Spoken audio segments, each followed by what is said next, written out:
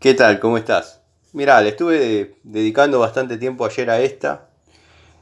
Bueno, obviamente revisé todo el circuito, la plaqueta, todo. El tema que encontré y que traté de solucionar, que ahí es donde se me pasa el tiempo, es básicamente que no tiene aislación los bobinados. O sea, habría que barnizarlos, hay que sacar el motorcito, llevarlo a un taller de electromecánica y lo barnizan. Después, bueno, ahí es donde se ocasiona la fuga. Voy a apagarte la luz, así lo podés ver por ahí con este buscapolo.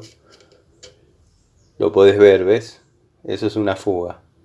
Eso es lo que te hace saltar el disyuntor. Tenés dos opciones.